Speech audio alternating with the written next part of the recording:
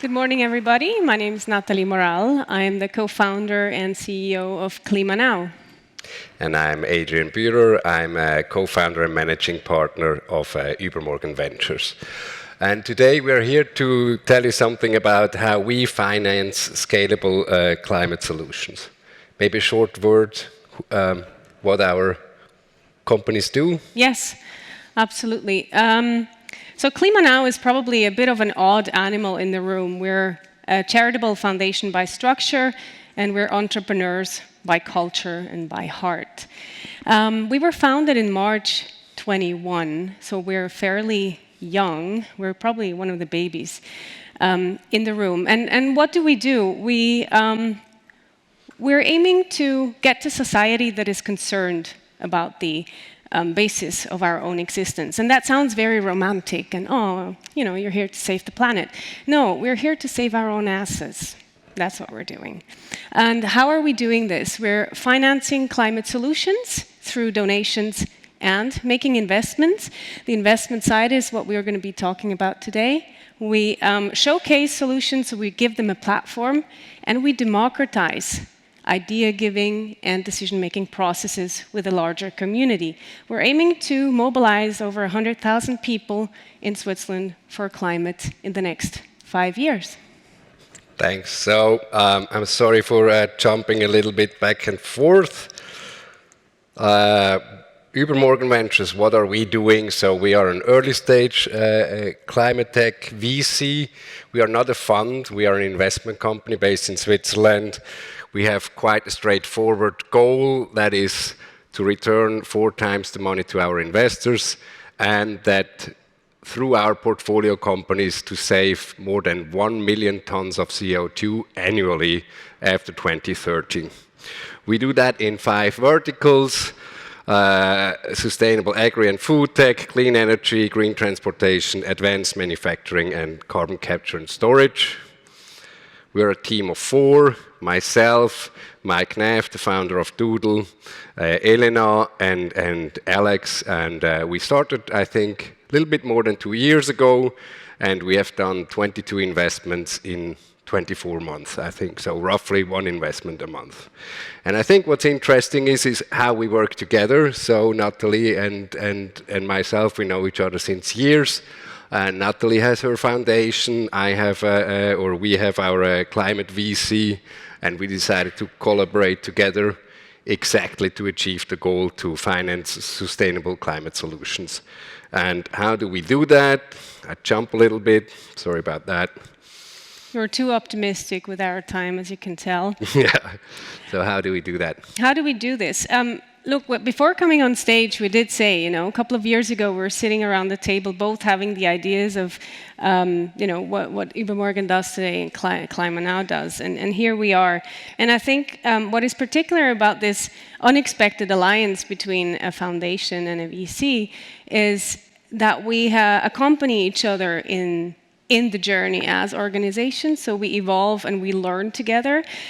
Besides the technical aspects of, having access to a great pipeline through our investment advisor, having due diligence done through experts, etc. But I think the beauty of this collaboration and alliance is really what happens in investment committee meetings, which yesterday we had the last one, and I think really learning together and looking at business models together, agreeing on that. We're really looking for the next impact unicorns, if we want so, right?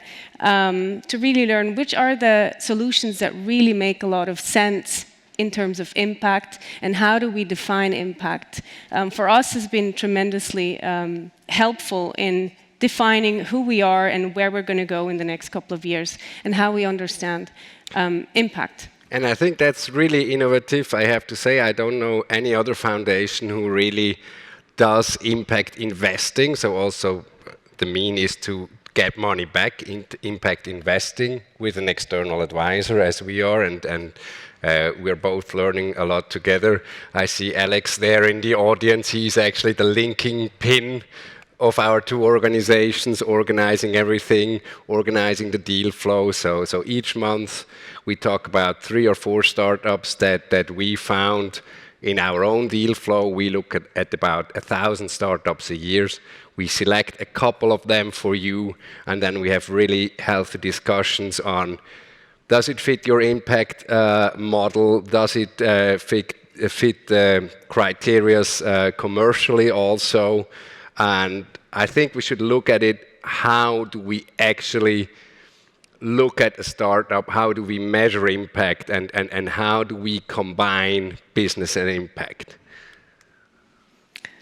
So tell us a little bit more about it. Yeah, sure. How do you define impact? I think that's really nice, because we have really the same goal here. And in investing, in sustainable investing, it's really impact means business and business means impact. So we never invest in businesses where the impact is only a side product. For example, they sell socks and plant a tree for every sock they sell. That's not what we are looking for. We are really looking for business. Both of us are really looking for business models where the impact comes with the business. So it's baked in the revenue streams. And we brought to you one example. How do we do that? It's a co-investment. We have Blue Farm. So what they do is they have oat milk powder. So basically, you have. Before I go into the business model, let me tell you what's the theory behind it. Again, defined by Alex here. So we look really what is the baseline scenario. In the case of Blue Farm, that's really how does it compare to normal dairy milk, and how does it compare to Oatly? So basically oat milk, but with the water in it. And we try to estimate. So if Blue Farm is going to get big, how many people will stop drinking dairy milk and go to Blue Farm, and how many people will stop drinking Oatly and Co. and go to Blue Farm? And we look at different studies and try to find that out and try to evaluate. So what is the percentage that Oatly, that Blue Farm is really having an impact? We look at it. We look at it on every level, and then we look at the business plan of Blue Farm. That's what you see here down below. And we look at how many units of Blue Farm milk must be sold to reach the impact goal. And there you see, it's a little bit not clear, but in 2030, 2031, we would have an impact of roughly 140,000 tons of CO2. So basically, that is the impact goal we defined together. We should be somewhere in the 100,000s of tons of CO2 avoided if we look at the startup by 2030. I think what is important is when you look at impact, a lot of times you get some pitch decks, and there is ambitions and ideas of what they're going to do, and then there's a black box. Something happens, something magically happens, and it spits out some impact. So a lot of our conversations that we had is really trying to understand the logical connection between what they're saying or what they're planning to do, to how do you really verify this and scientifically back up what they're saying with assumptions, which is what you said about baseline scenarios, etc. So it's not just that we look at the impact that is stated in the pitch deck, but we actually want to have this verified.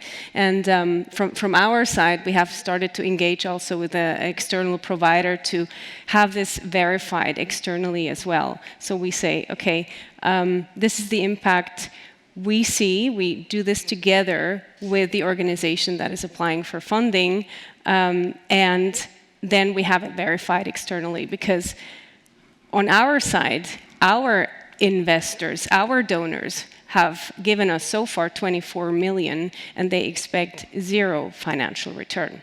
So they really focus on impact. They have given us 24 million in donations, so we have to focus on impact. We really need to understand whether those business models get to this impact hockey stick that we're expecting. That's why the emphasis on that so much, and this is the core of our business relationship, I would say. Perfect. Marco is getting nervous. Oh. Let's cut it here.